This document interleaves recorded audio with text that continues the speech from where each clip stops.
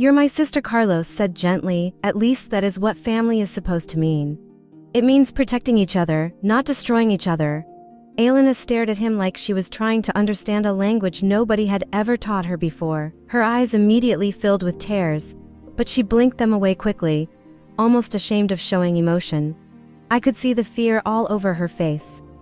The constant panic of someone who had spent her entire life walking on broken glass. Even standing there in the parking lot, she kept glancing over her shoulder like our parents might suddenly appear out of nowhere and drag her back home. She finally whispered that she could not leave yet because Dad had been acting insane ever since the police got involved. According to her, he spent most nights pacing through the house screaming about betrayal and bloodlines while Mom locked herself in the bathroom crying about how her daughters had become corrupted by American culture.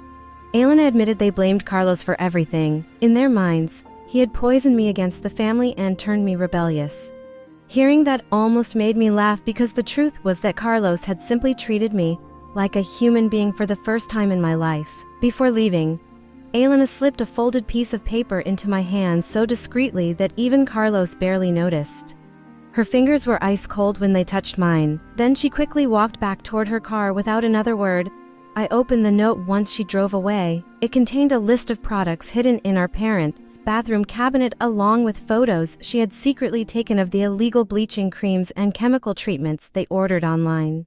Some of the labels were written entirely in foreign languages. Others had warning symbols all over the packaging. At the bottom of the note, Elena had written one shaky sentence. "I do not want another little girl to grow up like us." That evidence changed everything. Danielle from the district attorney's office practically gasped when I emailed her the photos. The chemical products my parents had been using were not just illegal in the United States. Some were outright banned internationally because they contained dangerous levels of mercury and industrial bleaching agents. One of the creams was apparently linked to permanent nerve damage. Another had caused kidney failure in multiple cases overseas. Suddenly, the case against my parents became much stronger than just my word against theirs. A few days later, investigators obtained a warrant to search my parents' house.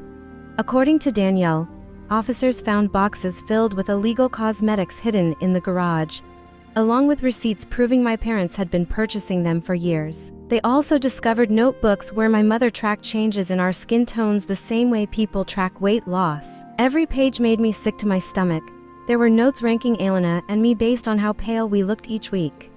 My mother had literally turned racism into some twisted science experiment inside our own home. When the arrests finally happened, I expected to feel victorious. Instead, I just felt numb. Carlos and I were sitting on his couch eating takeout noodles when Danielle called to tell me both of my parents had been taken into custody, assault charges, child endangerment, possession of illegal substances. I stared at the wall for a long time after hanging up. Carlos muted the television and quietly sat beside me. He did not pressure me to speak. He just rested his hand against mine while I tried to process the fact that the two people who raised me were now sitting in jail because of what they had done to me. That night, Elena called from a motel across town. She was crying so hard I could barely understand her words. After the police arrived at the house, relatives immediately started attacking her with phone calls, blaming her for betraying the family by helping me. One uncle apparently screamed that she had destroyed our parents' lives. Another accused her of becoming brainwashed by white liberals, which honestly made zero sense considering our parents' entire obsession had revolved around becoming whiter themselves. The hypocrisy would have been funny if it was not so tragic. Carlos picked her up that same night. I still remember opening the apartment door and seeing my sister standing there with one tiny suitcase and swollen red eyes. She looked exhausted beyond words. The second she stepped inside, she froze like she did not know what to do.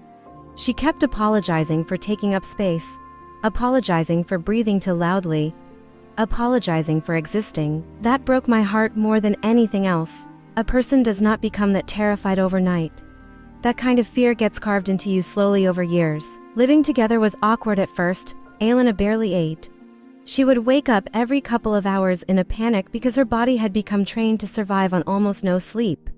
Sometimes I would catch her staring at herself in mirrors with this hollow expression like she genuinely could not recognize the woman looking back at her. One afternoon, I found her scrubbing her arms raw in the bathroom sink because she thought she looked too dark after walking outside for 10 minutes.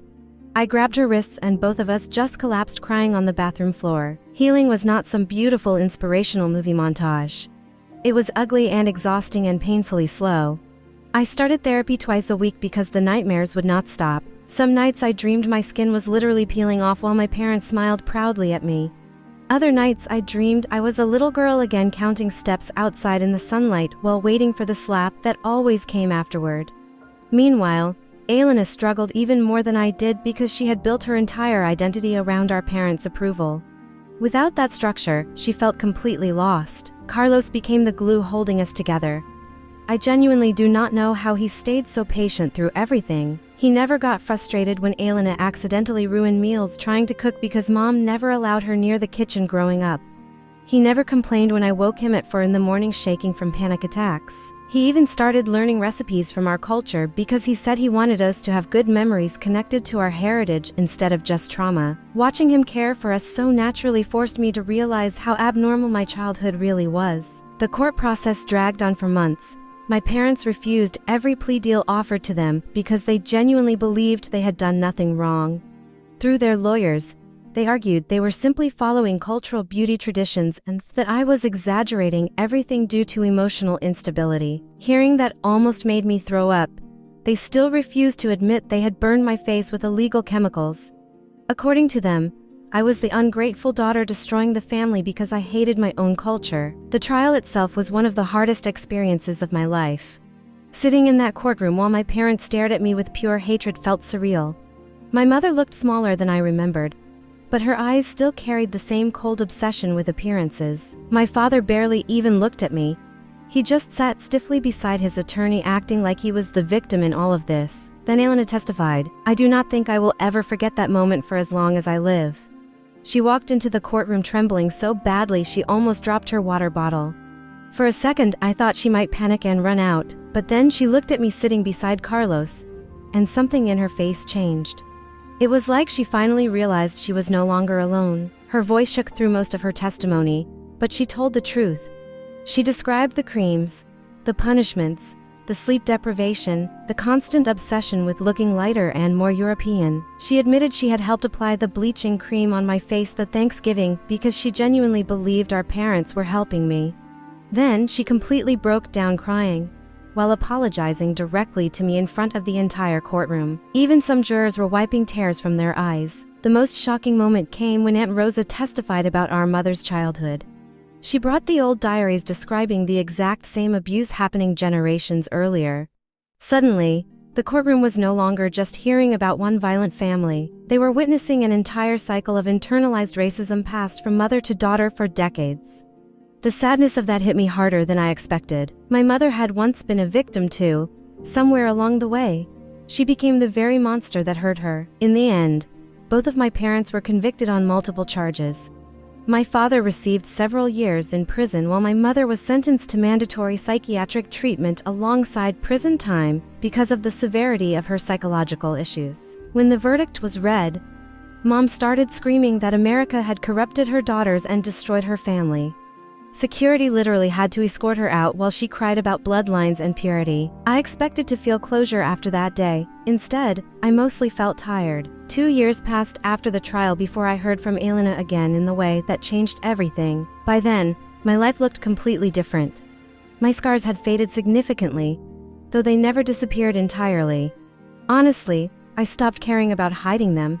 They became reminders that I survived. Carlos and I moved into a bigger apartment near the beach, and I started working with organizations helping young girls struggling with colorism and cultural abuse. Therapy helped me rebuild myself piece by piece. For the first time in my life, I actually liked the person staring back at me in the mirror. Elena and I still talked occasionally during those 2 years, but our relationship stayed complicated. She moved to another city after the trial to start fresh, yet she constantly bounced between progress and self-destruction. Some days she sounded hopeful, other days she spiraled right back into old habits.